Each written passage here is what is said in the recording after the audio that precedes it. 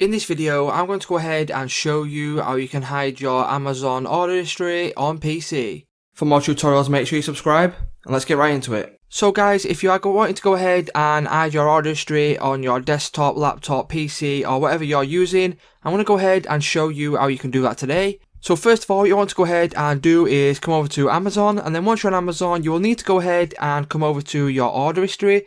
So go ahead, go to accounts and lists, and then scroll down to your orders. Go ahead, select that, and then as you can see here, there will be a list of all your orders.